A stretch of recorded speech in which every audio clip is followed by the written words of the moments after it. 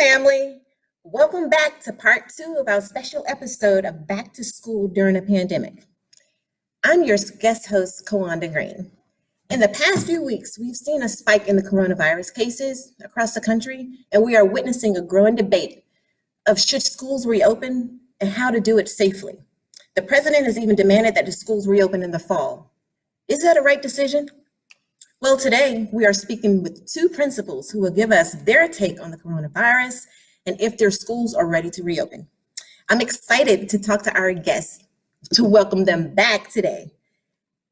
We're going to talk to Jonathan Hall, who is a native of Kingston, North Carolina. He's an alumnus of Morehouse College, where he received his BA in political science.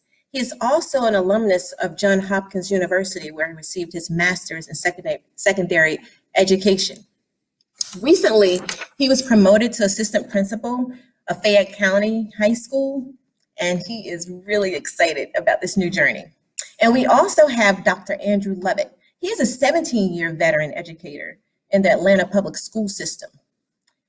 Dr. Lovett was featured on NPR for his efforts in working to turn around Benteen Elementary School. Let's welcome them to the show today. Hi, guys. Welcome back. Hi. Hey. Okay, so we're still talking about, going back to school during this pandemic. What have you learned during these past 6 months that you will be taking into the fall semester? Andrew. Okay. I think one of the things I've learned that has really been sticking with me is that we all are human. And, people who live by themselves, one of the things that I think we don't realize is that you go to work, but also for the social balance. Like, you live by yourself, like as I do, you don't, that sense of connection with people, you miss that environment. And so I think realizing that, I feel that and wonder how many of my staff may feel and wonder. I also discovered that, my staff, like we really spend a lot of time together.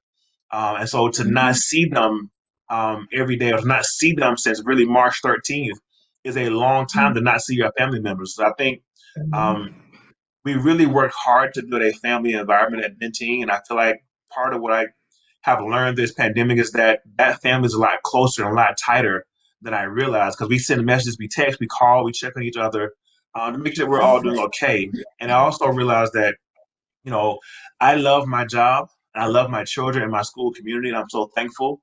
And I feel like I've learned more. I think I've also learned how to find a little more balance. Being a principal, you can really pour yourself into everything and not get a chance to really breathe. I've learned the power and the beauty of taking a moment to pause so that you can, be your best self for your school community. So I think, if nothing else, the realization that we are really a close-knit group. We may not always get along or like each other, like the decisions, but when it comes down to it, we are really family.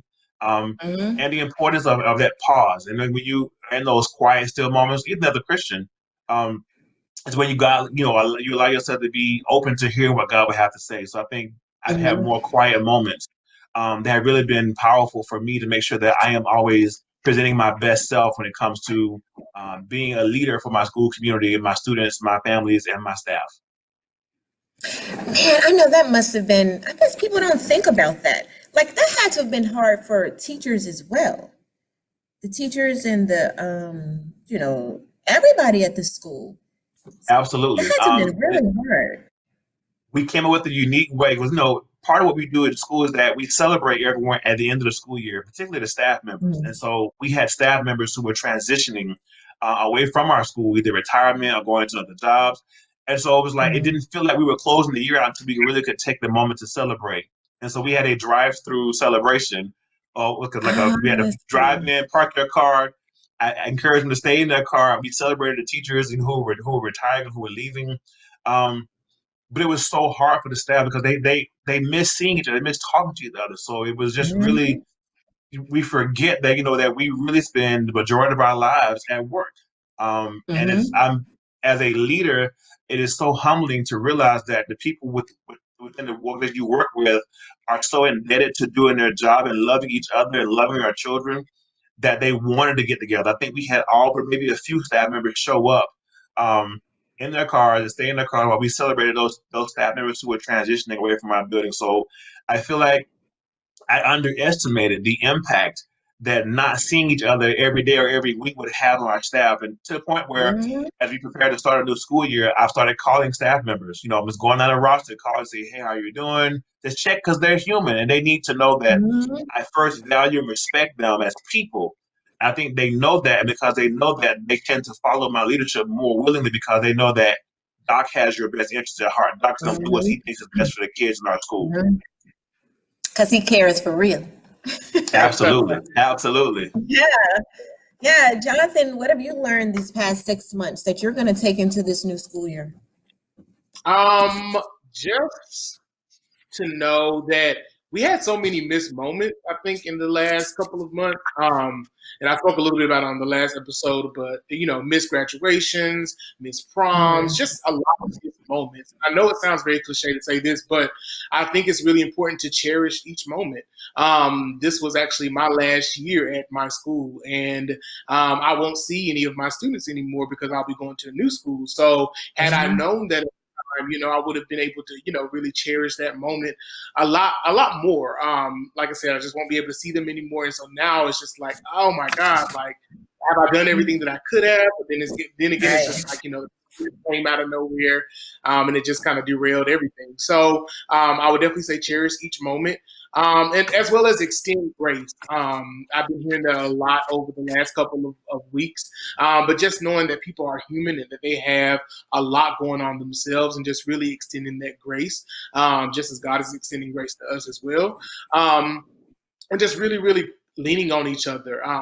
One instance in particular sticks out to me, where our administration at my former school for Teacher Appreciation Week, they actually drove to each teacher's house and they placed a yard sign in front of our house saying how they appreciate us.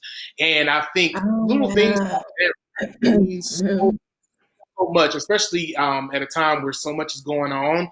My mom was actually diagnosed with COVID-19 at the end of April. So when they placed that sign in front of my house, it was just like, that's my family. This is my family away from my family. And so that meant a lot to me, and little moments and little tokens like that really go far. So just really leaning on my tribe, leaning on my family has really been key. I was actually able to take that initiative, and I have a male mentorship group at my school, and so at my former school, and so we were able to drive to each one of their houses and present them with tokens of appreciation because they all graduated this year. So we were able to drive to their house and present them with cords. We gave them a black tie. We gave them a certificate of completion just for completing the mentorship program. So things of that nature, while they may seem small, while they may seem trivial, I think they really go a long way with just making sure people feel valued. And I think one thing that really matters at this time is just making sure people know how much we value them, and really just cherishing each moment, because you never know when you may not see something again. Exactly. And one thing, if you think about it and listening to y'all, this is so interesting. I think the kids and administration, like, they're getting that attention. Like with the drive-through graduation, like, it's all about them. With the regular graduation, it's the big old the speeches, and you just go through. They don't want anybody to cheer. Let everybody go through, and then you cheer when everything is over. Nobody wants to do that. But with these drive-through graduations, like, people get to honk their horns and cheer, and they get their moment. And I think that is incredible. Like, and you said that people were bringing the signs and put in your yard, and you're going to the young men's houses and giving them ties like that. Like, that's huge. That wouldn't have happened. It may not have happened before. Like, that's a big deal. It would have looked differently, I think. It did what we've been accustomed to. But, with this pandemic, we have to change our way of thinking, our way of moving. So, yeah. Wow. That undivided attention. Look, see, you guys. I have a question for y'all. So, one of my questions is, how have you been navigating the multiple pandemics? The COVID-19 and the racial tension that's going on here. So how have y'all been dealing with that? And how will you deal with it when you go back to school? Your school is predominantly African American and Hispanic, I think 60 and 40. And you being in Fayette County, I think yours is probably a little more mixed. But how are y'all going to deal with that? Do you have plans, Andrew? I think the first thing that we're going to focus on is the social emotional well-being of the students. I think the best thing that I can do for my students is to be an example, be a model for them. I think a lot of what I realized that when my students were born, Barack Obama was the president. And so for many of them, that is the example that they've seen in leadership. And many of them have aspirations that exceed what I've had when I was in school, because I didn't think it would happen in my lifetime. So I think just being an example and just being a positive reinforcement, and then supporting and encouraging. One of the beautiful things about Benteen is that there's a sense of love and appreciation. And I think our diversity is what makes us strong.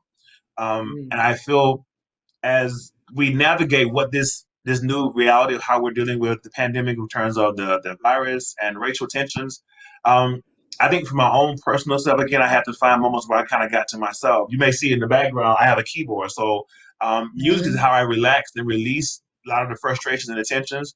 And then I had to get to the point where I told myself, listen, turn the TV off. Like, you cannot take in but so much. Because, as we've been home since March, so I could set my clock by the anchors on CNN. Like, I know what time of day it is about who's on the news. And I think there's a point you reach saturation. And I felt like as I dealt with the skin that I'm in, the African American male, I think I just had to realize that, it was okay to not be okay. It was okay to cry, to be upset, to be angry, to wonder, why, God, what is happening? Why is this happening? But I find comfort in remembering that, where He leads me, I'll follow. And that we want God to lead us where He lead us and guide us where He wants us to go along this way. So I use my faith and my love of music to kind of help me center myself so that I would not be consumed by all the things that were going on around us. There was a lot. There was a lot of things that were happening in our city, in our state, across the country, that it was a lot to take in. And I have done my best to try not to watch any of the videos where some fellow African Americans have been killed. But I did not want to ingrain that memory in my mind. So I did my best. I was unsuccessful. But because even just hearing you, even seeing the still pictures, it still just sends a chill to my core. And especially because what happened. It was a lot. Yeah. It was a lot. Yeah. But I had to really center myself in my faith and my love of music, and just remind myself that this too shall pass.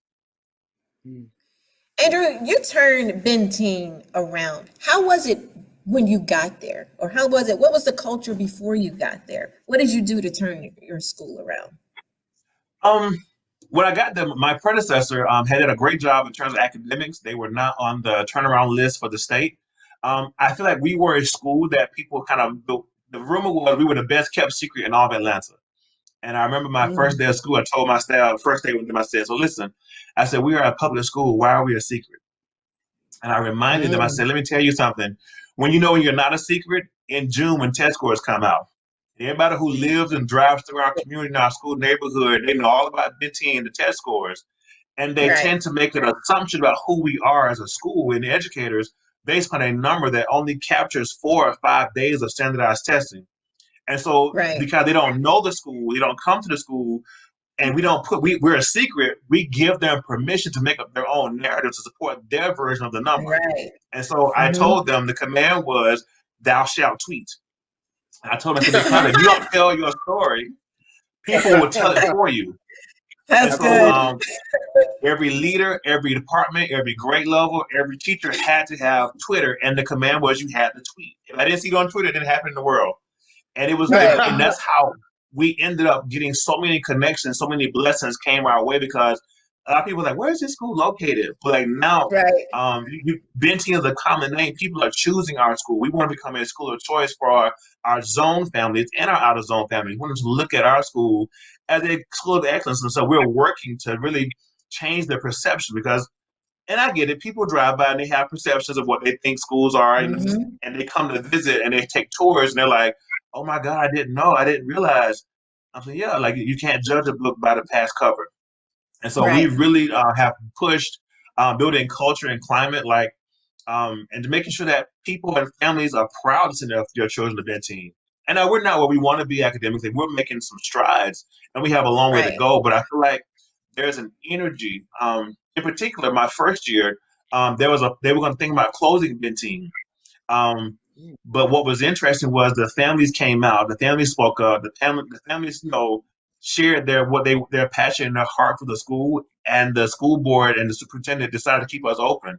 And I don't take that for granted because I know what it's like to be almost closed. And so when I go to Right. work every day, I show up with the intent to make a difference, to do something to help make my school community better so that more families will see the great things that we're doing at our school. And you go in with a grateful heart. Absolutely. Yeah, I love this quote that you said. You said, I told the teachers, I want you to love to come to work because when you love where you work, it's not a job, it's a calling, it's what you do. So I want that level of passion because our children deserve it. Absolutely. I thought that was strong. And like all the leaders of the schools, they need to feel that way. And the teachers, like they need to feel that way. And sometimes it's hard to feel that way because of parents. They don't get support. They don't, get support, from their leadership, and they don't get support from the parents. Jonathan, like, how is it going to be at your school? Like, how do you, anticipate it being at your school with the racial tension that's going on? Yeah. So, thankfully, a few weeks ago, my principal, Ms. YBJ, shout out to her, she allowed me to be on the town hall. She hosted a town hall for the students at Fayette County High School, and she allowed for them to really share their experiences based off of racial issues, different things that may be happening within the school, as well as offer suggestions for what can be done to better those situations. And it was really interesting sitting on the call because I'm coming from Creekside High School, which is a slightly different demographic. So being able to hear some of those stories that they shared, being able to hear some of the stories that they shared kind of opened my eyes to, that schools around the nation are experiencing, different things. And so they were able to suggest a lot of different things that we're going to probably do moving forward. I know we talked about a cultural awareness day. We talked about even things such as reorganizing the flags. When you first walk in, we have flags from different countries. And I think one of the students mentioned, there's not a flag that represents my country. And so we want to be inclusive of everyone. And so I think there's talk of even, flags from, the countries that our students represent. And so I really appreciated the ideal of her allowing students to really, share their experiences and share their stories, as well as offer suggestions and solutions to moving forward. And I was thankful to be on the call. There were other administrators on the call as well. So it was good to kind of hear that going into the new school. I think as far as just leveraging and understanding this racial divide, I'm just trying to really wrap my head around it. It's a lot to process over the last couple of weeks. Just really understanding my identity and my presence in the classroom as an educator and as an African-American male. And it really just boils down to me really utilizing that presence and leveraging that presence for my young Black males, my young males of color, and really showing them and having those conversations that need to be had. I go back to that time I had my mentorship with my previous, and the discussions that we would have, we would call it our daily circle, where we would circle up. Just having those conversations about what life is like outside of this bubble.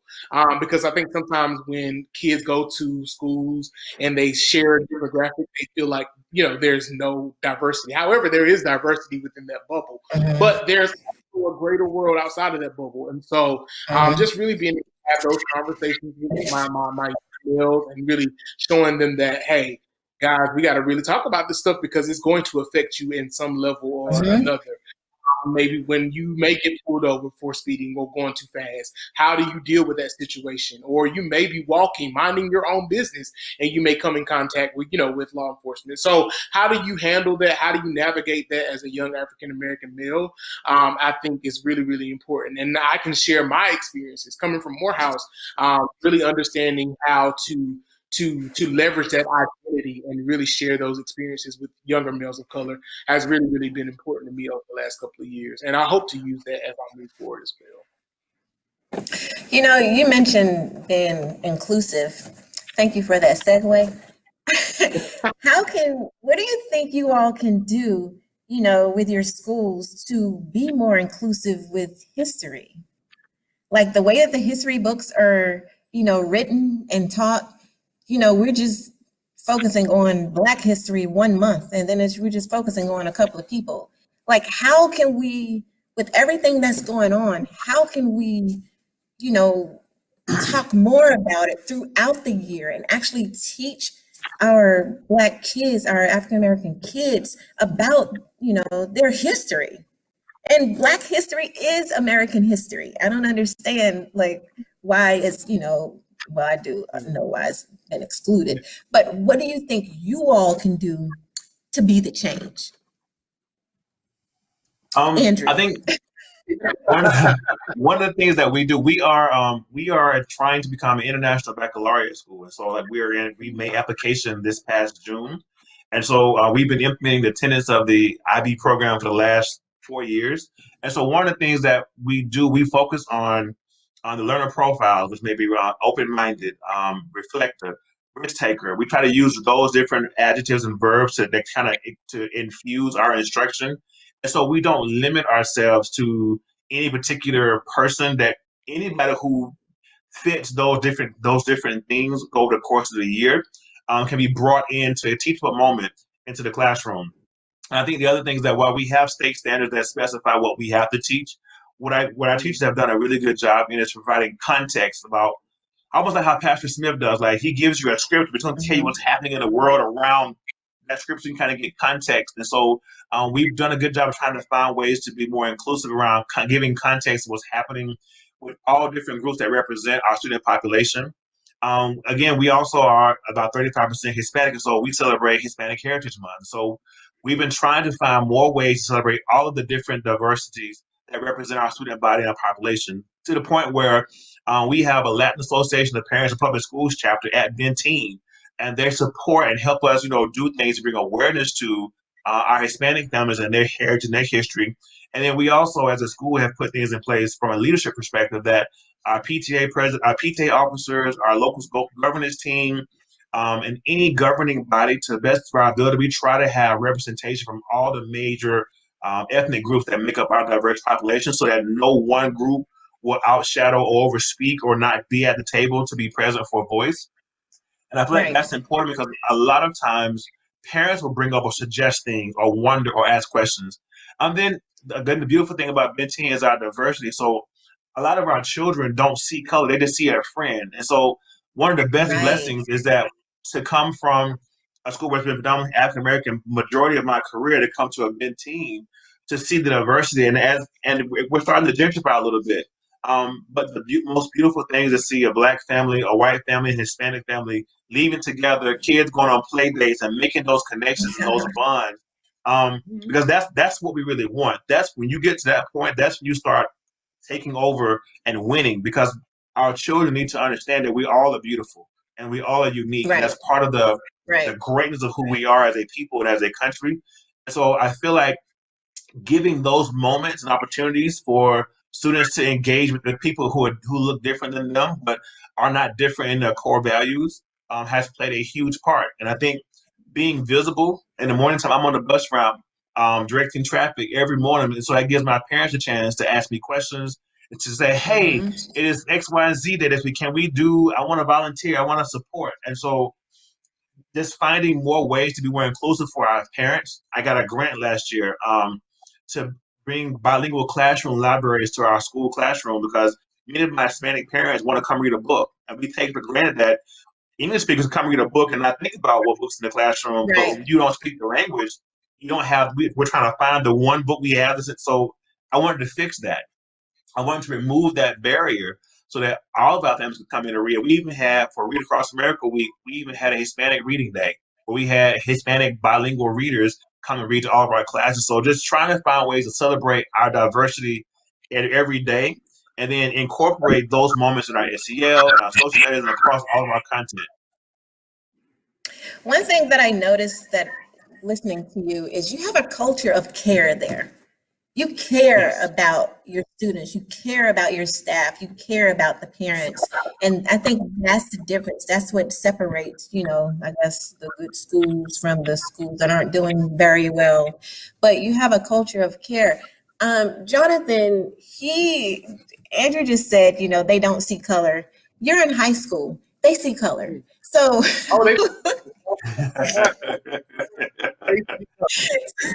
so what do you think that you all can do to be more inclusive with the teaching of the history and letting people know their history and know who they are? Yeah.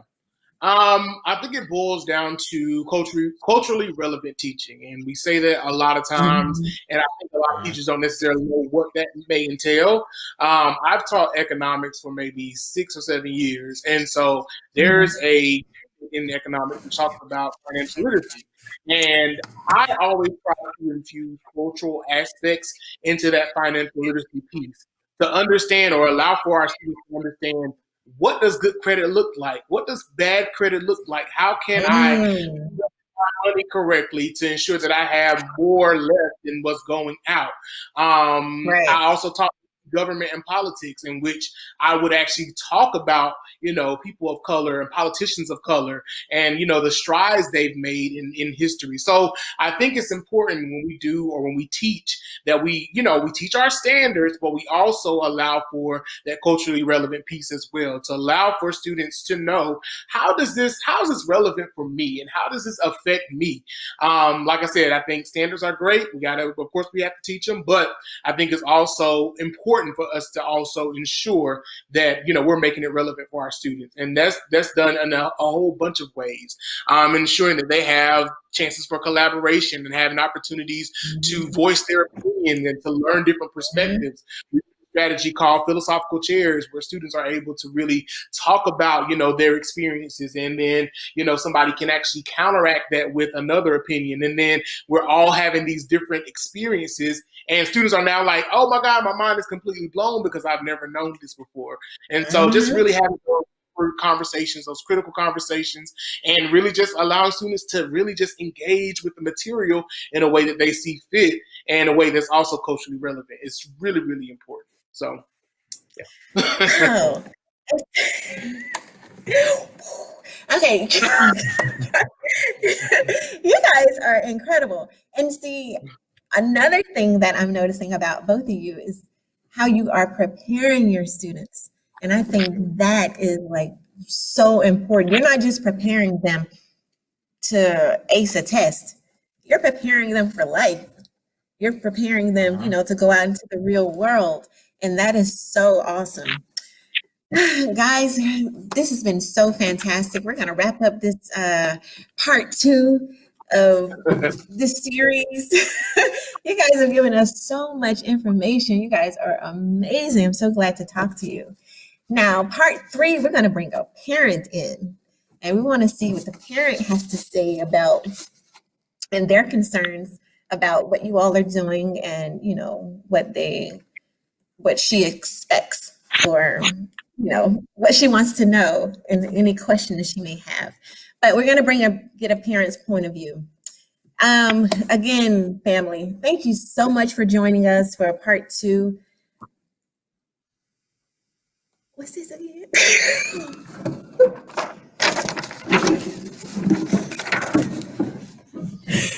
I know, they're like, she's blind for real. Okay, look, we'll X that part out. Okay. Family, again, thank you so much for joining us for this part 2 of Back to School During a Pandemic. Please join us again next week when we bring in one of the parents to joining the discussion. Thank you so much. Enjoy the rest of your day.